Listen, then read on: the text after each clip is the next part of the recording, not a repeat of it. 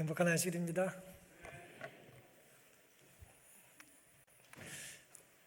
안식학교 시간에 어른들이 이렇게 득창하실 때도 감동이 있고요. 또 아이들이 계속 제복을 입고 찬양하는 것도 감동이 있죠. 그 찬양은 누가 해도 언제나 감동이 있습니다. 하나님 주신 은혜와 거룩한 감동에 우리가 동참하고 또 감사하는 이 예배가 될 수 있기를 간절히 바랍니다. 오늘 함께 살펴볼 말씀은 사도행전 2장의 말씀입니다. 38절 39절을 제가 먼저 봉독하겠습니다. 베드로가 가로되 너희가 회개하여 각각 예수 그리스도의 이름으로 침례를 받고 죄의 사함을 얻어라. 그리하면 성령을 선물로 받으리니 이 약속은 너희와 너희 자녀와 모든 먼데 사람 곧 주 우리 하나님이 얼마든지 부르시는 자들에게 하신 것이라 하고, 예수님께서 6월절에 이제 어린 양이 되셔서 돌아가셨죠. 돌아가시기 전에 예수님은 제자들에게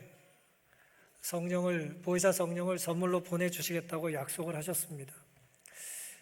주님이 약속하시면 약속을 지키실까요? 주님께서는 사도행전 1장 4절에 이렇게 그 약속을 이렇게 기록하고 있습니다. 사도와 같이 모이사 저에게 분부하여 가라사대 예루살렘을 떠나지 말고 내게 들은 바 아버지의 약속하신 것을 기다리라. 성령을 기다리라는 얘기겠죠. 예루살렘을 떠나지 말아야 된다는 말씀입니다. 예수님 십자가에 달려 돌아가신 직후, 특별히 돌아가신 이후에 제자들이 예루살렘에서 살고 있는 것은 위험한 일인가요? 안전한 일인가요? 로마를 이제 저항했던 쿠데타 세력이라고 생각하면서 돌아가신 분인데, 유대인들에게는 미움받아 돌아가신 건 말할 필요도 없고요. 사회를 혼란시키는 그런 반정부주의자 같은 죄목을 가진 예수님, 그리고 그를 따르는 제자들, 유대인들이나 로마인들 모두에게 이제 원수 같은 사람으로 낙인이 찍혔는데, 그 한가운데엔 예루살렘을 떠나지 않고 지킨다는 것은 살겠다는 거예요? 죽겠다는 거예요? 죽음을 두려워하지 않고가 아니면 견딜 수 없는 일이었죠. 근데 예루살렘을 떠나지 말고 내가 너에게 주겠다 약속하신 성령을 기다리라는 말씀 때문에 그들은 위험을 무릅쓰고 예루살렘을 떠날 수가 없었습니다. 언제까지요? 언제까지 떠날 수 없어요? 성령을 경험할 때까지는 예루살렘을 떠날 수가 없어요. 그들의 기다림은 그런데 헛되지가 않았습니다. 약속하신 성령을 하나님께서는 오순절 다락방에 보내주셨습니다. 성령이 임했던 교회, 그 교회는 어떻게 변했을까요? 오직 성령이 너에게 임하시면 너희가 권능을 받을 거라 그랬고요, 내 증인이 될 거라 말씀을 하셨습니다. 1세기 예루살렘 교회는 두려워 떨던 교회에서 담대하게 복음을 전하는 교회로 변했습니다. 오늘 우리는 1세기 예루살렘 교회에서 성령을 받은 몇 가지 증거들을 살펴보면서 우리도 어떻게 성령 하나님의 도우심을 의지하며 살아야 되는지를 배우는 시간을 갖겠습니다. 첫 번째, 성령을 받은 1세기 예루살렘 교회의 특징은 서로 교제하고 함께 떡을 떼고 기도하는 일에 전혀 힘썼다고 성경은 기록합니다. 사도행전 2장 42절입니다. 저희가 사도의 가르침을 받아 서로 교제하며 떡을 떼며 기도하기를 전혀 힘쓰니라. 사람마다 두려워하는데 사도들로 인하여 기사와 표적이 많이 나타났다고 그랬습니다. 기사와 표적은 다른 말로 뭐예요? 기적이 일어났다는 겁니다. 사도들이 기도했을 때 아픈 사람이 낫고 병든 사람이 회복되고 우울증에 시달려던 사람이 긍정적으로 밝게 건강하게 살 수 있게 됐다는 것입니다. 흥미롭게도 성경은 서로 교제하며 떡을 떼고 기도하기를 힘썼다고 그랬는데요, 서로 교제한다는 말은 교제의 대상에 대한 얘기죠. 서로 교제한다는 거예요. 이 서로가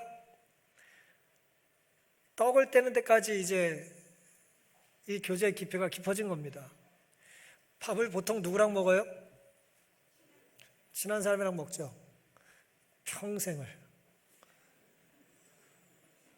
오늘 점심에 내가 예언을 하겠습니다. 지난주 먹던 사람이랑 먹을 가능성이 농후해요. 그 사람 없으면 또 밥 먹기 드실 때 친한 사람과 밥 먹는 게 나쁜 건 아니에요. 그건 좋은 거죠. 하지만 성령을 경험한 교회는요, 교제의 대상이 바뀌었고 혹은 같은 교제의 대상이라 할지라도 교제의 깊이가 깊어졌어요. 기도하는 일에 힘쓰게 된 것입니다. 삶의 우선순위가 바뀐 거예요. 불편하던 사람이 이제 가까워지게 되는 겁니다. 많은 기적들이 있었습니다. 대면대면하던 사이가 이제 친밀하게, 또 어색하던 관계가 친숙하게 이제 바뀌게 된 겁니다. 떡을 뗀다는 얘기는 함께 식사를 나눈다는 거예요. 성찬 예식으로 이해할 수도 있고요, 애찬으로 이해할 수도 있습니다. 함께 밥을 먹어요.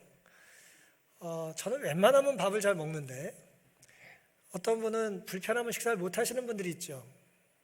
그렇죠? 불편한 자리에서 식사를 못 하세요. 그리고 불편한 사람이 있으면 체한데 식사를 못 해요. 근데 성령이 임하니까 그런 일들이 어떻게 됐어요? 해결됐습니다. 성경은 사도의 가르침을 받았다라고 그랬는데 사도를 복수로 표현을 했어요. 사도들의 가르침이라고 표현을 했습니다.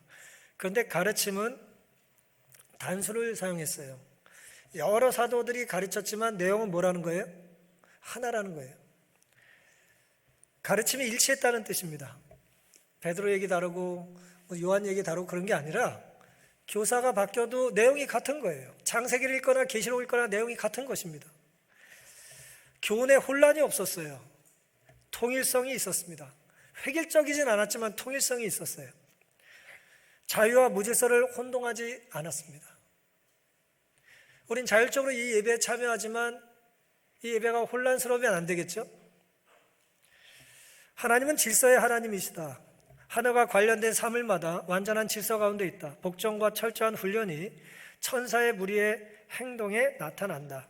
성공은 질서와 조화된 행동에서만 얻을 수 있다. 천사들은 매우 질서 있게 하나님의 사업을 수행합니다. 자기 멋대로 돌아다니지 않아요. 천사는. 너 거기 왜 갔냐? 그런 얘기 질문하실 이유가 없어요.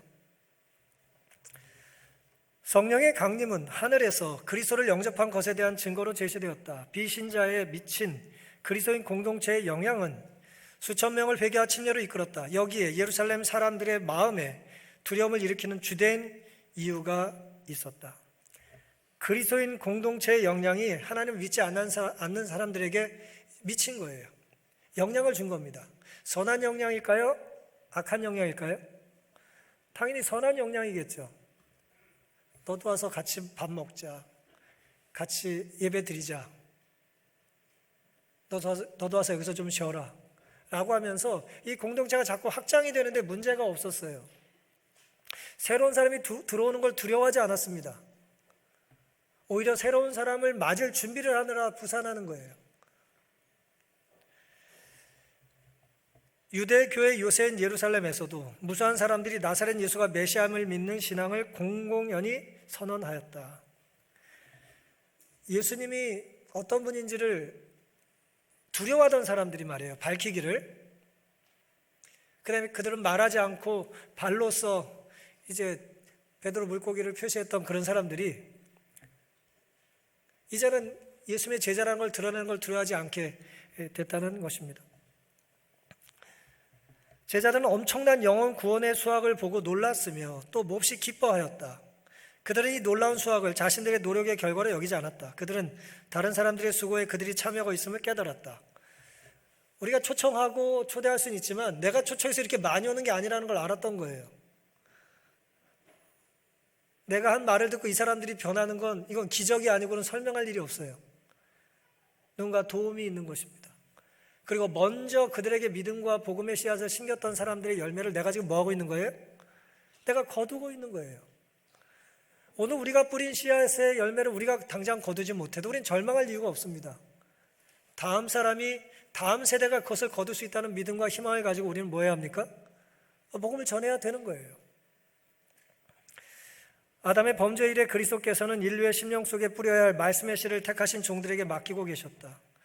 아담의 범죄 이래 6천년 동안 인류 역사에 하나님은 한 번도 멈추신 적이 없습니다. 그분의 지상생애 동안 그분은 진리의 씨를 심으셨고 그분의 피로 물을 주셨다. 오순절에 일어난 회개는 그러한 파종의 결과로서 당신의 가르침의 권능을 나타내는 그리스도의 사업의 수확, 열매였다는 겁니다. 오늘 우리가 심지 않았지만 거두는 열매가 있습니까? 그건 누군가 심은 거예요. 우리가 심었지만 거두지 못할 열매에 대하여 두려워하고 또 안타까워하면서 심지 않으면 안 됩니다. 다음 세대가 거둘 수 있도록 우리는 든든히 나무를 심고 또 열매를 거둘 수 있도록 씨를 심어야 되는 것입니다. 우리는 어떤 영향을 끼치고 있습니까? 우리 각자는 우리 주변에 영향을 주며 살아요. 그 영향이라는 건 내 안에 누가 계신지가 드러나는 것입니다. 내가 누구의 지배를 받고 사느냐, 내가 무슨 생각을 하고 사느냐, 내 관심사가 무엇이냐, 내가 소중히 여기는 우선순위가 무엇이냐는 드러나게 돼 있어요. 꼭 말을 해서 드러나는 게 아니에요. 주님은 지금도 우리를 통해서 진리의 씨를 심기를 원하시고 주님의 피로 물을 주기를 원하시고 열매를 기다리지 않으시겠습니까? 주님을 만났다면 만난 자의 삶이 1세기 예루살렘 교회 성도들처럼 변해야 되지 않을까요? 주님을 만났다면 주님을 만난 가장 확실한 증거는 주님을 만나기 전과 후가 뭐 해야 돼요? 달라져야 됩니다. 교제의 대상이 바뀌어야 합니다. 물론 만나고 친하게 지내는 사람과 담을 쌓으라는 얘기가 아니에요. 사랑은 늘어나도 완전을 유지할 수 있습니다. 내가 여전히 사랑하는 사람은 잠시 놔두더라도 친구가 없거나 함께 밥을 먹을 수 없는 사람을 위해서 내가 뭐 할 수 있어야 돼요? 먼저 다가가 말을 걸어야죠. 용기를 내야 합니다. 사랑을 실천하는 데는 용기가 필요해요. 같이 좀 제 옆에서 식사해 주시겠습니까? 혹은 제가 여기 앉아서 밥을 먹어도 되겠습니까? 그게 사랑이에요. 사귐의 깊이가 달라져야 합니다. 서로 위하여 기도해 줄 수 있는 그런 마음을 가지고 작은 잔치들이 이 교회에서 끊임없이 있게 되기를 간절히 바랍니다. 성령을 받은 1세기 예루살렘 교회의 두 번째 특징은 각 사람의 필요를 따라 나눠줬다 그랬습니다. 우린 자본주의에 살죠. 이 주인이 누군지, 이 소유권이 누군지, 이 등기에 누구 이름이 올라갔는지 우리 관심이 참 많아요. 그렇죠? 그래서 이제 고급차를 타는 사람도 내 차처럼 이렇게 번호판 같은 거 관심 많잖아요. 색깔도 많고 관심도 많고 내 건 것처럼 혹은 내 거라는 걸 자랑하고 싶어 합니다. 하지만 하나님을, 성령을 만난 사람들은 내 소유보다 뭐에 민감해요? 상대의 필요에 민감합니다. 44절입니다. 믿는 사람이 다 함께 있어 모든 물건을 서로 통용하고 또 재산과 소유를 팔아 각 사람의 필요를 따라 나눠주고, 필요를 따라 나눠줬대요. 성적을 보고 나눠주고 살아온 걸 보고 나눠주고 나와 얼마나 친한지 보고 나눠준 게 아니고 그들이 그것이 필요하냐 필요 없냐를 보고 나눠줬다는 거예요. 필요하면 나눠줬다는 거예요. 날마다 마음을 같이하여 성전에 모이기를 힘쓰고 집에서 떡을 떼며 기쁨과 순전한 마음으로 음식을 먹었다 그랬습니다. 믿는 사람이 다 함께 있습니다. 모든 물건을 서로 통용해요. 이게 무슨 뜻입니까? 이게 어떻게 가능하죠? 이게 어디서 가능한 얘기입니까? 물건을 서로 통용해요. 어디서 가능해요? 예? 가족이나 가능한 거죠. 그렇죠? 가족도 요즘은 좀 세련돼가지고 좀 니 옷 내 옷 따질 것 같은데, 예? 옷을 같이 입고, 예를 들어 밥그릇을 같이 쓰고 잠자리를 같이 나누는 것입니다. 가족이나 가능한 얘기예요. 가족이 아니고서는, 사랑하는 사이가 아니라면 이건 이해할 수도 없고 이러고 싶지도 않아요. 주님을 믿고 죄를 회개하고 침례받고 죄 용서를 받고 성령을 받은 사람들을 주님은 뭐라고 부르세요? 한 가족이라고 부르십니다. 오늘 우리가 귀한 특장을 들었잖아요. 하나님이 너를 엄청 사랑하신대, 뭐 그런 노래를 우리가 들었는데요. 하나님이 우리 모두를 가족으로 부르셨대, 그런 거예요. 그럼 아멘 소리가 그게 안 나와. 마음에 안 드는 사람이 있거든요. 한 가족이 아니면 이것이 이해가 될 수 없는 상황입니다. 어떻게 이것이 가능했을까? 바나바처럼 사도행전 4장에 보면은 내 것을 팔아 나눠주기 위해서 애쓰는 사람들이 있었어요, 없었어요? 있었어요. 내 것을 팔아서 사도들에게 가져와가지고 이것을 뭐 해달라는 거예요? 하나님의 뜻대로 사용해 주십시오라고 구별해 드린 부자들이 있었어요. 가족이라면 누구 것이냐보다 누가 필요하냐가 더 중요한 겁니다. 이게 더 중요한 질문이에요. 아버지가 돈을 벌어요, 보통 집은? 그리고 혼자 씁니까? 그런 집 있나요? 그런 집 없기를 바랍니다. 예. 엄마가 집에서 음식을 해요. 혼자 해서 혼자 먹습니까? 예? 내가 다 먹고 나면 먹어, 그래요? 그러지 않잖아요. 돈을 버는 사람이 있고 일하는 사람이 있고 뭐 하는 사람이 있어요? 아무것도 안 하고 먹기만 하면서 사고만 치면서 큰 소리 치는 사람들이 꼭 있잖아요. 내보내요? 도저히 못 참겠다, 나가라 그래요? 아니죠. 그게 가족이에요. 누가 이 물질의 주인이냐, 누가 돈을 벌었냐, 누가 요리했냐가 중요한 게 아니라 이 돈과 이 음식이 누구에게 필요하냐가 중요한 거예요. 그게 1세기 교회의 특징이었습니다. 사도행전 4장 32절입니다. 믿는 무리가 한 마음과 한 뜻이 되어 모든 물건을 서로 통용하고 제 재물을 조금이라도 제 것이라 하는 이가 있어요, 없어요? 제가 보기엔 좀 과장 같은데 하나도 없었대요. 어쨌든 없었어요. 그 중에 핍절한 사람이 없으니 이는 밭과 집 있는 자는 팔아 급한 것의 값을 가져다 사도들의 발 앞에 두매 저희가 각 사람의 필요를 따라 뭐 해줬어요? 나눠줬습니다. 많이 먹는 사람은 많이 나눠주고, 예, 빼짝 마른 사람은 좀 날씬한 옷을 주고, 날씬한 옷 표현이 좀 이상하네. 예, 통 좁은 옷을 주고 필요에 따라 다 나눠준 겁니다. 필요에 따라 나눠줬어요. 여기에 사용된 필요라는 말은 결핍을 의미하는 것으로 각 사람이 처한 부족하고 모자란 부분을 이른다. 모두 다 어려운 시절이고 저마다 입에 풀칠하는 것이 쉽지 않았던 때 다른 사람들의 필요를 채워주어야겠다는 마음을 가졌다는 것 자체가 고맙습니까? 얼마나 고마워요? 고마운 일이다. 교회는 이렇듯 함께 힘을 합쳐서 서로의 고단함을 덜어주겠다는 사람들의 모임으로 출발했다. 김호경 교수가 쓴 이야기입니다. 참 감동적인 얘기죠. 기독교는 식탁 공동체에서 시작됐다는 거예요. 와서 뭐 하라고요? 와서 좀 이 음식을 함께 나눠주시겠습니까? 안 먹어도 먹을 사람 많어. 그런 태도가 아니에요. 이거 꼭 네가 먹어야 되는 음식이야. 널 위해서 구별한 거야. 라는 마음으로 정성껏 대접하는 거죠. 필요라는 말은 크레이아라고 하는 헬라어로요. 필요성, 결핍, 부족 그렇게 사용되는 말이에요. 내가 필요하다는 얘기는 내가 뭐하다는 거예요? 그게 없다는 얘기잖아요. 결핍됐다는 거잖아요. 내가 비타민 C가 부족해요. 그럼 비타민 C가 필요한 거잖아요. 그렇죠? 요한일서 3장 17절 누가 이 세상 재물을 가지고 형제의 궁핍함을 보고도 이 단어가 그 단어예요. 필요라는 그 단어와 똑같은 단어입니다. 형제의 궁핍함을 보고도 형제의 필요를 보고도 도와줄 마음을 막으면 하나님의 사랑이 어찌 그 속에 거할까 보냐. 남의 필요를 채워주지 않으면 내 안에 뭐가 없다는 거예요? 내 안에 돈이 없는 게 아니라 사랑이 없는 거예요.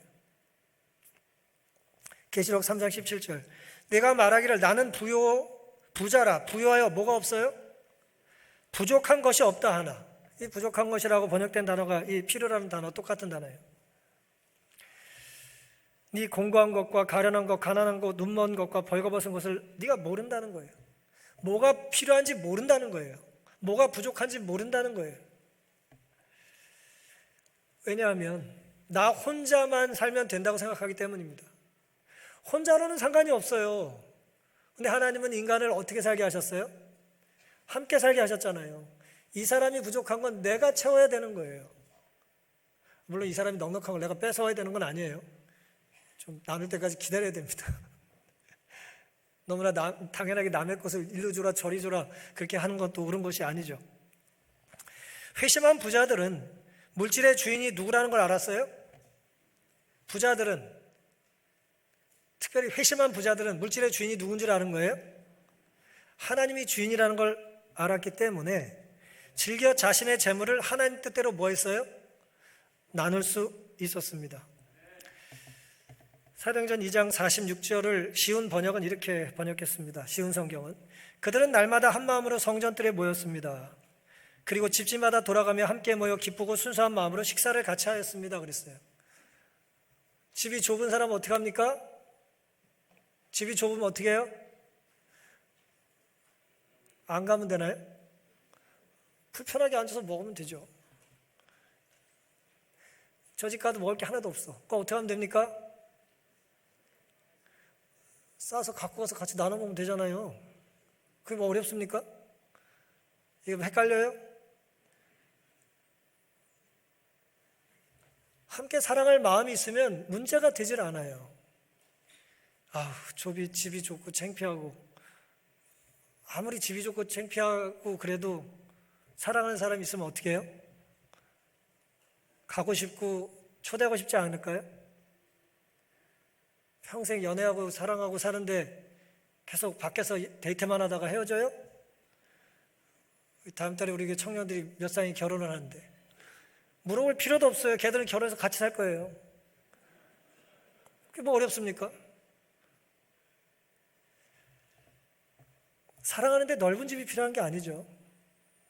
얼마나 좁은 집도 견딜 수 있느냐, 얼마나 작은 물질도 우리가 감사할 수 있느냐, 그리고 그 작고 좁은 걸 얼마나 감사할 수 있느냐 하는 것이 중요한 거 아니겠습니까? 아멘이 안 나와요. 신라원을 쓴 존 밀턴은요, 사탄의 정신을 이렇게 말했어요. 천국에서 노예가 되느니 지옥에서 지배자가 되리라. 이게 누구 정신이에요? 사탄이에요. 신라원, 낙원을 잃어버린 사탄의 정신이에요. 천국의 노예가 되느니 지옥의 지배자가 되겠다. 그래, 너는 그렇게 살아라. 사탄이 이렇게 말하시고 우리는 이렇게 살지 말아야 되지 않겠습니까? 누군가를 섬기며 천국에서 사느니 지옥에서라도 누군가를 지배하며 살겠다는 이 사탄의 정신이 우리의 정신이 되지 않기를 간절히 바랍니다. 누군가의 필요, 누군가의 허기짐, 누군가의 눈물과 외로움, 누군가의 힘겨움을 돕기 위해 밥을 짓는 곳이 천국이에요. 난 배불러서 밥 먹기 싫어 그러면서 들어가 자는 사람이 아니고, 나는 배가 부르지만, 나는 밥 먹기 싫지만 저기 구퉁이에 있는 누군가 배가 고픈 것 같아요. 그 사람이 밥 달라는 소리를 못해. 내가 강권하기 전에는 얘기를 하지 않아. 그를 위해서 쌀을 안 치고 밥을 짓는 곳이, 그게 교회여야 되지 않겠습니까? 어떻게든 내가 편한 자리에 앉아야 하고 내가 지배하려는 곳은 사탄의 나라입니다. 직장이나 교회에서의 내 모습은 내 권리를 높이 주장합니까? 아니면 상대의 필요에 민감합니까? 쉬운 일은 아니지만 성령이 내 안에 계시다면 답은 분명하지 않겠습니까? 오늘 우리는 내 선택에 따라서 이 귀한 안식일 오후라도 천국을 확장하는 시간으로 보낼 수도 있고, 오늘도 사탄의 노예로 살아갈 수도 있습니다. 각 사람의 필요에 따라 내 소유를 주장하기보다는 상대의 결핍을 채워주기로 다짐하는 이 귀한 안식일이 될 수 있기를 간절히 바랍니다. 성령을 받은 1세기 예루살렘 교회 마지막 특징은 온 백성에게 칭송을 받았다는 것입니다. 성령을 충만히 경험한 사람은 요즘 말로 호감형이에요. 호감형. 이거 뭐 잘생기고 키 크고 돈 많고 그런 호감이 아니에요. 그냥 그 사람이 좋은 겁니다. 모든 사람에게 호감을 샀다고 세번역은 번역했습니다. 47절입니다. 사도행전 2장. 하나님을 찬미하며 또 온 백성에게 칭송을 받으니 주께서 구원받는 사람을 날마다 더하게 하시니라. 본교 주석은 이렇게 주석합니다. 예수는 사람들에게 뭐가 있었다? 예수는 사람들에게 뭐가 있었다? 인기가 있었다. 교회도 비슷한 호의를 누렸는데 이는 교회가 하나님을 찬양하며 자선적이었기 때문일 것이다 그랬어요. 자선적, 남에게 긍휼을 베풀고 어떻게든 도와주려고 하고 필요한 게 뭐냐고 적극적으로 묻는 모습이 교회에서 유지가 될 때 교회 밖의 사람들은 교회를 어떻게 봐요? 어떻게 봐요? 좋은 교회라고 보는 것입니다. 저 사람들이 주장하는 게 뭔지는 모르겠지만 저 교회는 어떤 교회다? 좋은 교회다. 반대도 있겠죠. 저 사람들이 주장하는 게 얼마나 옳은지 모르겠지만 저 사람들은 나쁜 사람들이다. 그럴 수 있지 않겠어요?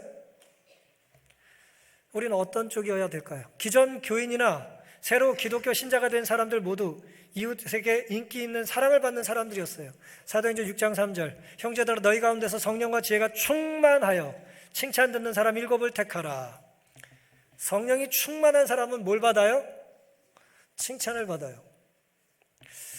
근데 잘못된 영이 충만하면 사람들에게 스트레스를 주잖아요. 근데 주변 사람들이 좋아했어요. 교회 가는 걸 좋아하고 기도하는 걸 좋아하고 예배 드리는 걸 주변 사람들이 좋아했어요. 왜요? 예배 드리고 찬양하고 봉사 다녀오고 나면 어때요? 그 사람 때문에 내가 행복하니까, 그 사람 때문에 내가 즐겁고 기쁘니까, 분위기가 좋아지니까 말이에요. 화평케 하는 사람들이 늘어났던 것입니다. 디모데전서 5장 10절입니다. 선한 행실에 증거가 있어 혹은 자녀를 양육하며 혹은 나그네를 대접하며 혹은 성도들의 발을 씻기며 혹은 환난당한 자들을 구제하며 혹은 모든 선한 일을 쫓는 자라야 할 것이라. 교회 집사의 기준이잖아요. 선한 행실에 뭐가 있어야 돼요? 증거가 있어야 돼요. 누가 집사가 됐으면 좋겠습니다.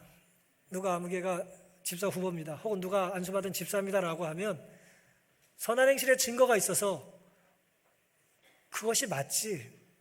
아, 집사라면 그래야지. 어떤 미담들이 자꾸 나와야 되는 겁니다.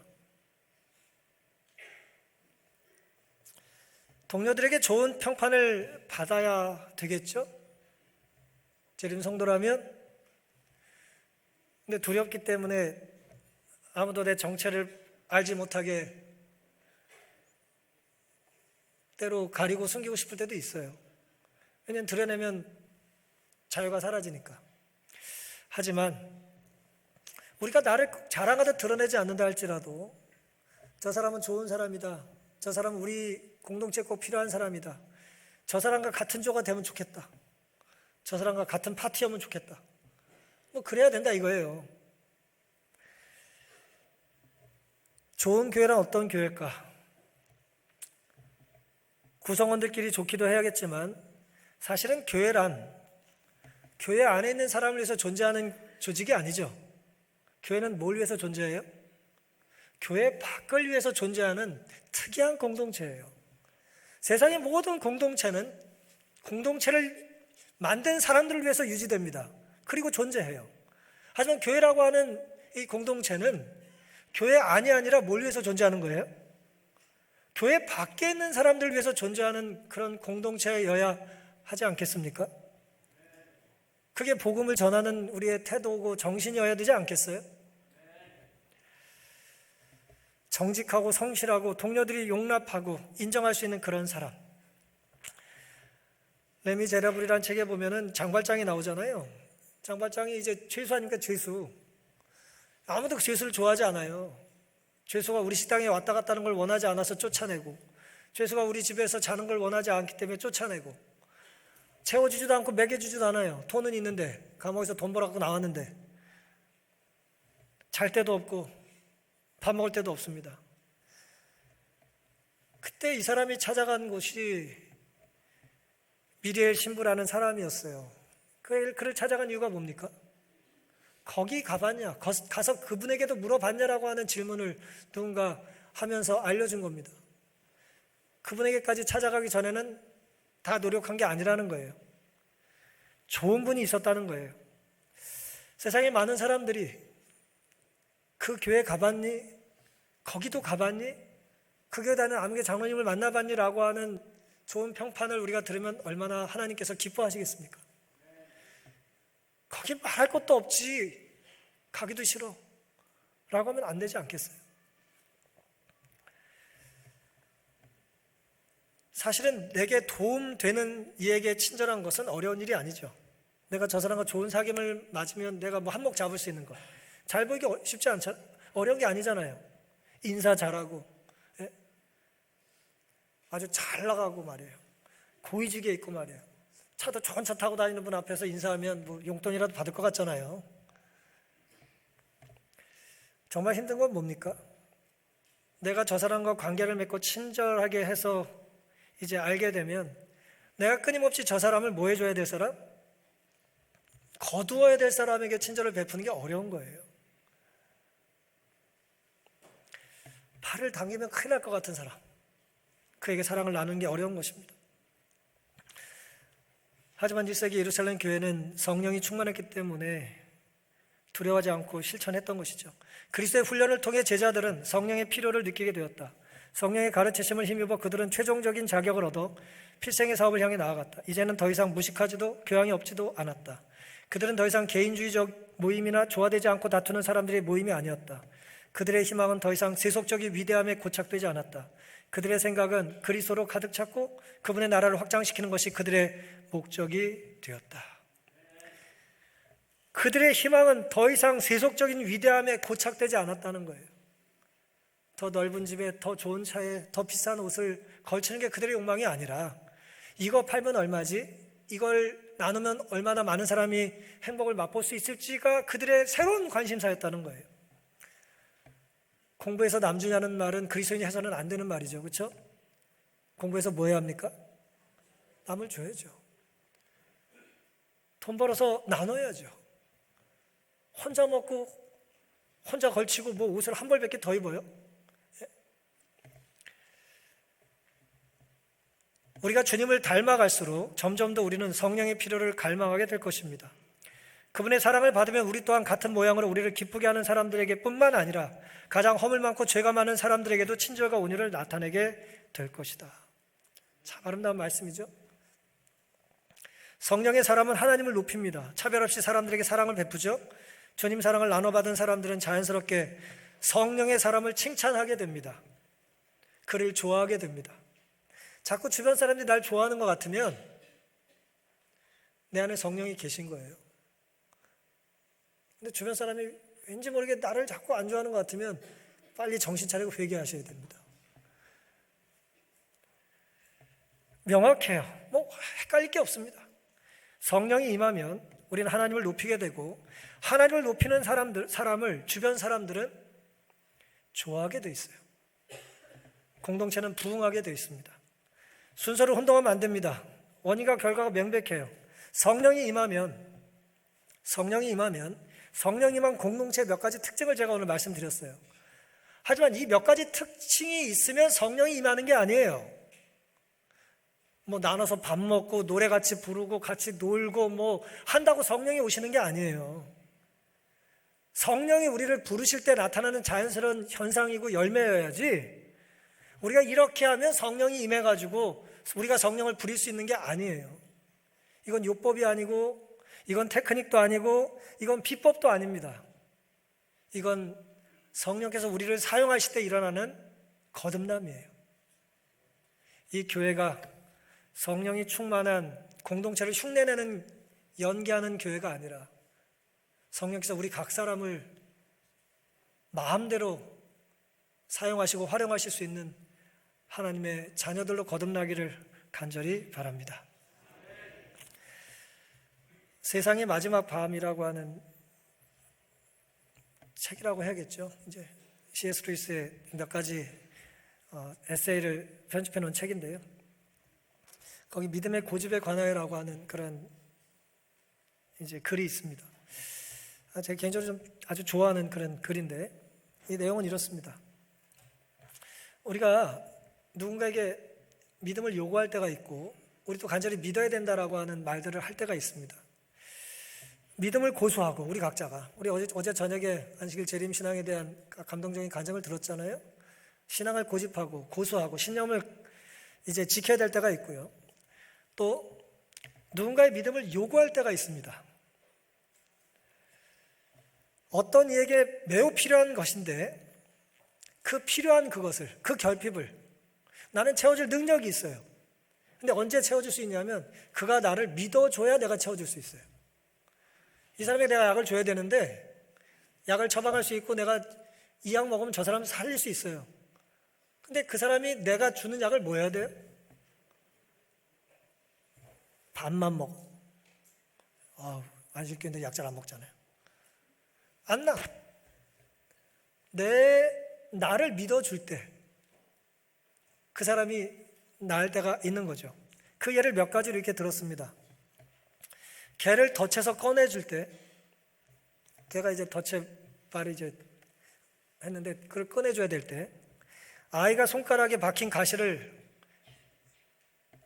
가시가 박힌 아이를 고쳐줄 때, 가시를 뽑아줄 때, 수영을 아직 배우지 못하는 아이에게 수영을 가르칠 때, 그리고 그를 물에서 건질 때, 등반 초보자를 데리고 산을 잘 타는 이 전문가가 그를 안고 들고 가지 못하지만 내 말을 들어주면 그 사람이 이 위험을 극복할 수 있을 때, 그런 경우들을 4가지를 상정한 것입니다. 강아지가 됐든지 가시가 손에 박힌 아이가 됐든지 물에 빠져서 허우적대는 사람이든 아니면 바위에서 이제 죽을 것 같아가지고 두려움에 떨고 있는 암벽 초보자에 대한 얘기든, 그 4 경우 모두 그들에게 있어서 가장 큰 장애물은 뭡니까? 나를 고쳐줄 수 있는 사람을 안 믿는 거예요. 나를 살려줄 수 있는 사람을 내가 불신하는 것입니다. 그게 그에게서 가장 큰 장애물이 되는 거예요. 근데 초보들은, 혹은 덫에 갇힌 짐승은 자기의 경험으로, 오감과 상상력과 자신의 지성과 능력을 가지고 판단을 해서 지금 믿으면 더 아플 것 같아. 지금 아파 죽겠는데 지금 나를 가지고 날 고쳐주겠다고 지금 수술실에 날 끌고 가는 것 같아요. 그래서 전문가는 부탁을 하는 거예요. 뭐라고 부탁해요? 나 좀 믿어줘. 나 좀 믿어봐라. 내 말 좀 따라봐라. 라고 얘기하는 것입니다. 아픔이 아픔을 없애고 위험이 안전을 얻을 수 있는 유일한 길임을 믿으라고 말하는 거예요. 불가능해 보이는 일을 받아들이라고 요청하는 것입니다. 그런데 믿음이라는 게 참 묘해요. 이 믿기 힘든 일을 내가 믿기 전에는 상대방이 나를 도와줄 수 없으니 이 상대방 입장에서는 나를 도와주기 위해서 날 일단 한번 믿어보라라고 하는 말 외에는 할 말이 있어요, 없어요? 사실은 없어요. 감정에 호소도 합니다. 좀 믿어봐라. 때로 낯선 사람이 날 도와준다고 해요. 그 낯선 사람이 표정을 봐, 관상을 봐. 믿어도 될지 말지. 또 강아지 같으면 자꾸 와가지고 뭐 하겠어요? 냄새를 맡겠죠, 와가지고. 믿을 만한 사람인가? 많은 경우에 우리는 불신 때문에 이 일을 그르친다는 것입니다. 그런데 만약에 우리가 큰 일을 이뤘어요. 가시를 뽑고 덫에서 발을 뺐어요. 그때 우리가 듣게 되는 말은 뭘까요? 뻔히 보이는 증거에도 불구하고, 내 판단에도 불구하고 우리에 대한 믿음을 견지했기 때문에 그는 구원을 받게 됐다는 것입니다. 믿어준 것 때문에 구원을 받은 거죠. 그래서 성령에 대해서 이렇게 말씀하십니다. 원한다면 모든 사람이 다 성령의 충만함을 받을 것이다. 성령의 도움을 대수롭지 않게 생각하는 곳은 어디든지 영적 가뭄, 영적 흑암, 영적 타락과 죽음이 나타나게 된다. 이것이 우리가 능력을 받을 수 있는 방편임에도 불구하고, 유일한 방편임에도 불구하고 왜 우리는 성령의 선물을 열망하고 애타하지 않는가? 왜 우리는 그것에 대해 말하고 그것을 위해 기도하고 그것에 관해 설교하지 않는가? 주께서는 부모가 자식에게 좋은 선물을 주기를 원하는 것보다 당신을 섬기는 자들에게 성령을 주시기를 뭐 하신다고요? 더 원하신다. 여러분, 화이트는 성경도 마찬가지지만 가장 큰 사랑을, 하나님 사랑을 빼고 부모가 자식을 사랑하는 거라고 말했어요. 때로 그 사랑 중엔 엄마의 사랑이라고 묘사합니다. 가장 강력한 사랑이에요. 가장 좋은 것을 주고 싶은 거예요. 내가 죽어서 네가 산다면 부모는 고민하지 않고 자신의 생명을 내놓을 겁니다. 그런데 하나님의 사랑이 어떻다고요? 그보다 더 크게 우리를 사랑하신다는 거예요. 그런 마음으로 뭘 주기를 원하신다고요? 성령을 우리에게 부어주기를 원하신다는 거예요. 그리고 그 부어주시는 성령을 우리가 받기 위한 유일한 조건은 뭐라고요? 네가 날 믿어주면 내가 성령을 주마라고 하시는 하나님의 부탁이라는 것입니다. 로마서 8장 26절입니다. 이와 같이 성령도 우리 연약함을 도우시나니 우리가 마땅히 빌 바를 알지 못하나 오직 성령이 말할 수 없는 탄식으로 우리를 위하여 친히 뭐 하신다고요? 친히 간구하신다. 성령은 우리를 위해 간구하시지만 강제하시진 않아요. 내가 동의하지 않으면 우리를 억지로 끌고 가실 수는 없어요. 하나님의 속성에 맞지를 않습니다. 그리고 억지로 하고 나면 고마워하지도 않아요. 우리가 동의하고 동참할 때 우리는 기뻐하고 감사하는 것입니다. 종종 우리가 병원에 가지 않습니까? 의사들이 우리를 고쳐주지만 우리가 협조하지 않으면 못 고쳐요. 입을 쫙 하고 벌려줘야 고쳐줄 거 아니에요, 치과에서. 하나님이 그걸 우리에게 요구하시는 겁니다. 그래놓고 우리가 하나님을 믿어드릴 때 뭐 하라고 칭찬하세요? 잘했다고. 날 믿어서 정말 잘했다고 칭찬해 주시는 겁니다. 성령을 받을 유일한 조건은 성령을 간절히 원하고 구하는 것입니다. 우리는 하나님의 약속을 믿어야 되고 믿고 순종할 때 우리는 구원을 경험합니다. 한 번만 먹어보라고 하는 부탁을 우리는 거절하지 않았기 때문에 그 맛을 알게 되고 오늘 우리는 지금까지 살고 있는 것입니다. 성령의 인도하심을 따라서 살고 서로 교제하고 함께 나누고 그래서 사랑받는 재림 성도가 될 수 있기를 간절히 바랍니다. 성령이 우리 삶에 충만히 임재하시도록 온 존재를 하나님께 열어드리지 않으시겠습니까? 우리 모두가 성령의 전령이 됐으면 좋겠습니다. 성령의 열매를 내 것이라 주장하지 말고 즐겨 나누며 살면 좋겠습니다. 그리고 누군가가 전해주는 성령의 선물을 감사히 받으시면 좋겠습니다. 믿어드려야 하나님께서 역사하실 수 있는 것처럼 받아줘야 우리가 나누는 손이 부끄럽지 않지 않겠습니까?